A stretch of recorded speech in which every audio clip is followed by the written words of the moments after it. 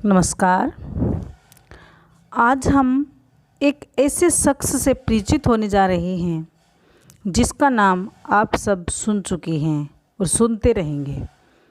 ऐसे महान विभूति हैं डॉक्टर राजेंद्र प्रसाद। इस पाठ के द्वारा भारत के पहले राष्ट्रपति डॉक्टर राजेंद्र प्रसाद के व्यक्तित्व की अनगिनत विशेषताओं को उभार कर सामने लाने का प्रयास किया गया है। सादा जीवन, उच्च विचार की आदर्श प्रतिमूर्ति राजेंद्र बाबू की न केवल वेशभूषा सादगीपूर्ण थी, बल्कि उनका स्वभाव भी अत्यंत कोमल, गंभीर एवं संवेदनशील था। उनकी पत्नी आदर्श भारतीय नारी थी। इसमें प्रस्तुत राजेंद्र बाबू के व्यक्तित्व के गुण सभी के लिए अत्यंत प्रेरणादायक हैं।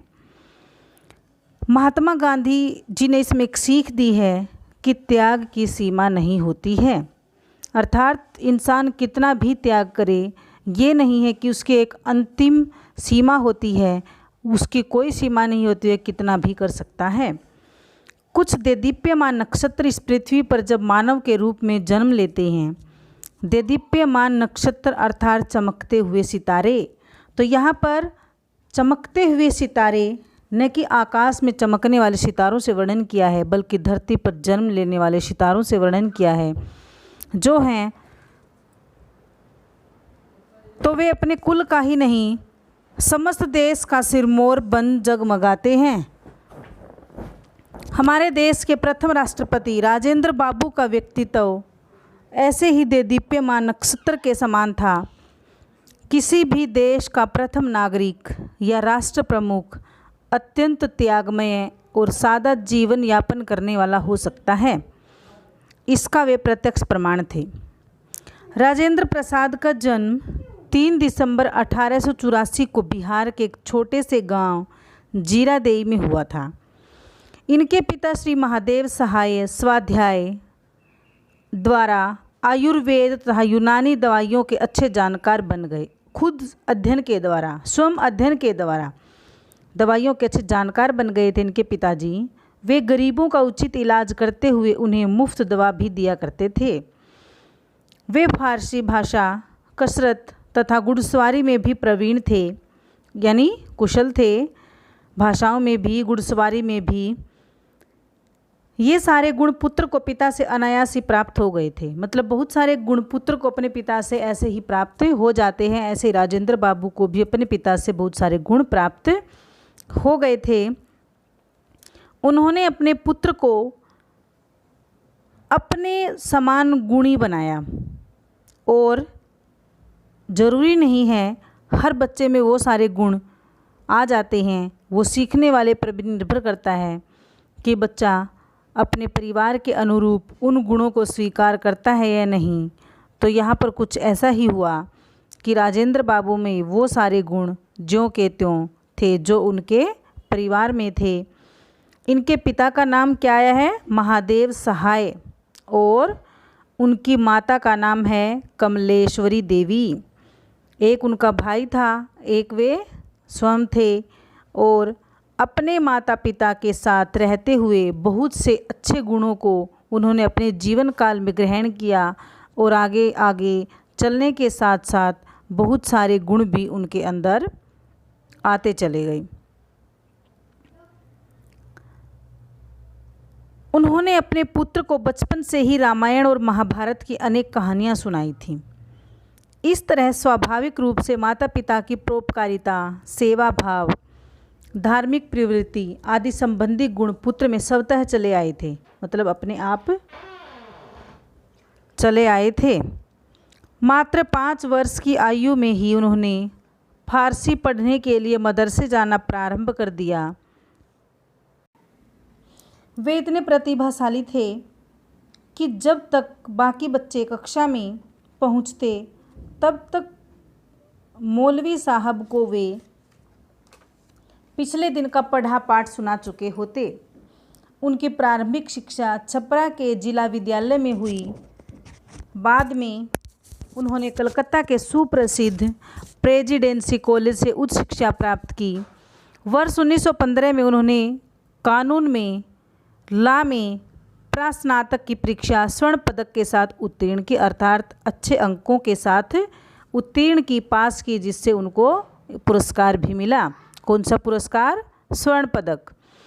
तत्पश्चात कानून के क्षेत्र में डॉक्टरेट की उपाधि भी प्राप्त की। वे बहुभाषी विद्वान थे, अर्थात अनेक भाषाएं बोलने वाले विद्वान थे। जब उनके पिताजी ने उनको रामायण और महाभारत की ये सब कथाएं सुनाई, अर्थात सुनाया करते थे, तो उनके मन में धार्मिक भावनाओं का भी जन्म होता गया। ये ही नहीं है कि वो देश से जुड़े, राजनीतिक क्षेत्र से जुड़े, सिर्फ यही गुण उनमें थे, अत्यंत धार्मिक विचारों के भी वो गुणी थे और आजीवन उन गुणों का पालन करते रहे, क्योंकि धार्मिक प्रवृत्ति का होना हर इंसान में आवश्यक होता है। तो अपने माता पिता की हर बातों का, हर संस्कारों का, प्रत्येक प्रकार के जो संस्कार उन्हें दिए जाते थे, उनका उन पर बहुत गहन प्रभाव पड़ता था। वे बहुभाषी विद्वान थे तथा अंग्रेजी, हिंदी, उर्दू, फारसी व बंगाली भाषा पर उन्हें पूर्ण अधिकार था। जब वो छोटे थे, 5 ही वर्ष में उन्होंने पढ़ाई आरंभ कर दी थी, शुरू कर दी थी। धीरे धीरे पढ़ाई में वो इतने कुशाग्र बुद्धि होते गए कि जो भी अगले दिन पढ़ाना होता था, पिछले दिन का पढ़ा पाठ सुना चुके होते, मतलब आगे की तैयारी वो करते रहते थे और पढ़ा हुआ पाठ या पढ़ी हुई बातों को हमेशा याद रखते थे। वे इन भाषाओं में, तो कौन सी भाषाओं का हमने जिक्र किया था? अंग्रेजी, हिंदी, उर्दू, फारसी, बंगाली भाषा पर उन्हें पूर्ण अधिकार था। वे इन भाषाओं में अच्छी प्रकार से बोल भी सकते थे और लिख भी सकते थे। उन्हें गुजराती तथा संस्कृत भाषाओं का भी समुचित ज्ञान था। तत्कालीन प्रचलित परंपरा के अनुरूप मात्र 12-13 वर्ष की आयु में उनका विवाह राजवंशी देवी के साथ हो गया, लेकिन यह विवाह इस अटल साधक के विद्यार्जन में कभी भी बाधक नहीं बना। मतलब ये नहीं है कि शादी के बाद उन्होंने अपनी पढ़ाई छोड़ दी। विद्यार्जन होता है पढ़ाई के साथ साथ विद्यार्जन करने में बाधा नहीं बना, अर्थात रुकावट नहीं बना। उनकी पत्नी उनके अनुचारिणी सिद्ध हुई, अर्थात उनकी पत्नी भी उनकी सहायिका थी, उनके साथ निभाती थी। जिस कार्य में वो हाथ डालते थे उसमें उसकी मदद करती थी। वे निरंतर परिवार की देखरेख तथा सेवा में लीन रहीं और पति की ही भांति परोपकारिणी, दयाधर्मिणी तथा कर्तव्यनिष्ठ रही। अर्थात ये उनकी पत्नी के गुण हैं। कौन से गुण हैं? परोपकारिणी थी, दूसरों पर परोपकार करती थी, दया की भावना भी उनके अंदर थी और अपने कार्य को अच्छी प्रकार से निभाती थी। राजेंद्र बाबू के जीवन पर उनके बड़े भाई महेंद्र प्रसाद का विशेष प्रभाव पड़ा। उन्होंने ही राजेंद्र बाबू के मन में देश प्रेम की लौ जगाई थी। लौ होता है ज्वाला, हल्की सी आग, चिंगारी। यद्यपि राजेंद्र बाबू ने अपनी वृत्ति की शुरुआत एक वकील के रूप में की थी। यद्यपि शब्द संधि है, यदि जमा अपि, यण संधि। तो राजेंद्र बाबू ने अपनी शुरुआत की जो विचारधारा थी एक वकील के रूप में थी, एक वकील बनना थी, परंतु देश की तत्कालीन परिस्थितियों तथा हलचलों के प्रभाव से अछूते नहीं थे। वे अपने आसपास की परिस्थितियों का बौद्धिक एवं तार्किक आकलन कर रहे थे और उन्हें अनुभव हो रहा था कि उनकी आवश्यकता परिवार से अधिक मातृभूमि को है।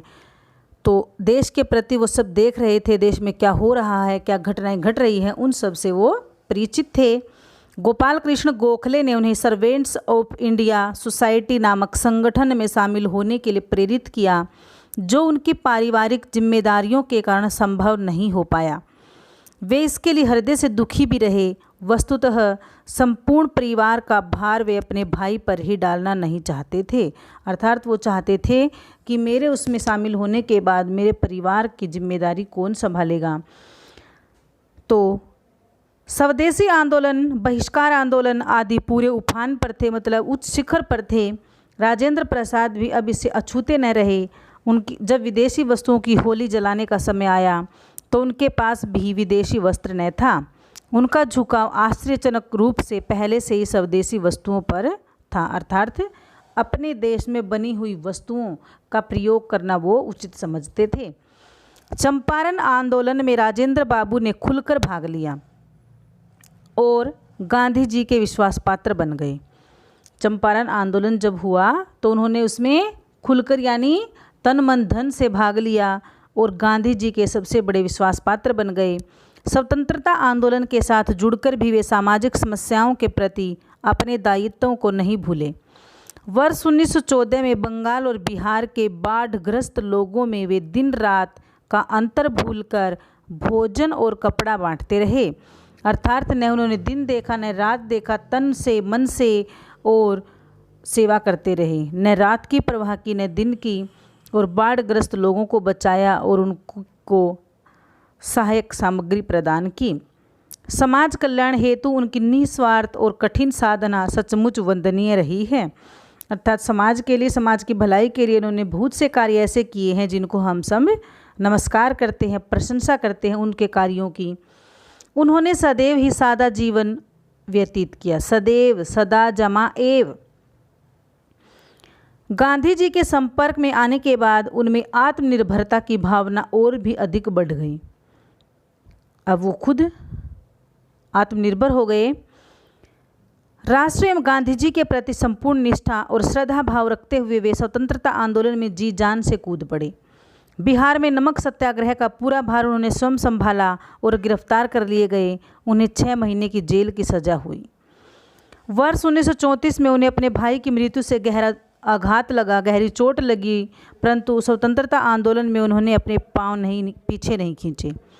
1939 से 47 तक के वर्ष उनके लिए विशेष रूप से उल्लेखनीय रहे।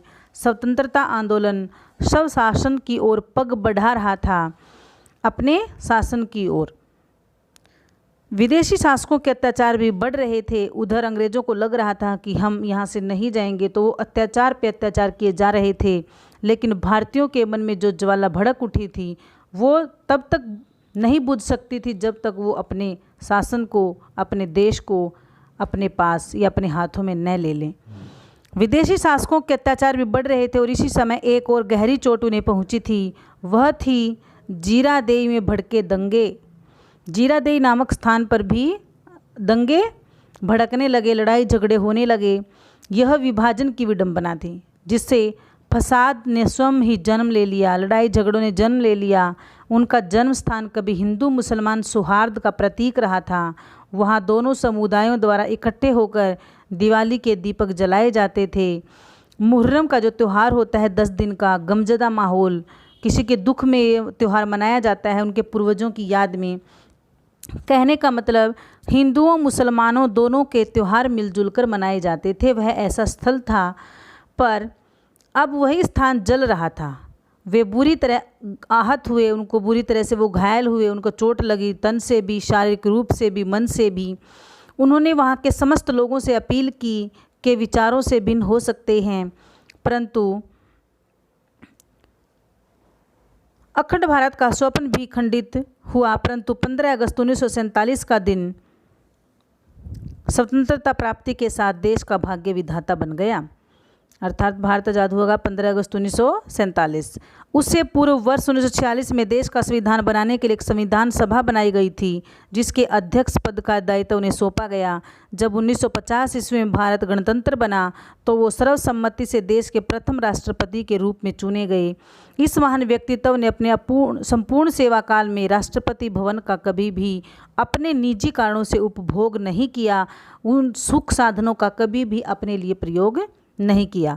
यह उनके महान चरित्र की पराकाष्ठा थी कि एकमात्र एक कमरे में रहते थे। ऐसा कोई व्यक्ति नहीं देखने को मिला, न मिलेगा। मतलब सुख सुविधाओं के मिलने के बावजूद भी वे कमरे में रहते थे और अपनी पत्नी के हाथ से बना भोजन ही ग्रहण करते थे। ऐसे निस्वार्थ राष्ट्र प्रेमी को शत शत प्रणाम। समस्त राष्ट्र का स्वामी होने के बावजूद उन्होंने किसी भी विशिष्ट सुख सुविधा का अपने लिए कभी उपयोग नहीं किया। वे स्वयं रेलवे की सामान्य श्रेणी में ही यात्रा करते थे। जनसंपर्क में रहना तथा आम लोगों से मुलाकात करना उन्हें बहुत अच्छा लगता था। उनके द्वारा रचित बहुत सी पुस्तकें हैं, उल्लेखनीय पुस्तकें शामिल हैं। उनके द्वारा रचित कुछ विशिष्ट पुस्तकों में उनकी आत्मकथा सर्वोपरि है तथा चंपारण में सत्याग्रह, बापू के कदमों में आदि उनकी प्रमुख उल्लेखनीय पुस्तकों में शामिल हैं। वे भारत के एकमात्र ऐसे राष्ट्रपति हैं जो 2 बार राष्ट्रपति चुने गए। सन 1962 में उन्हें भारत रत्न की उपाधि से सम्मानित किया गया है।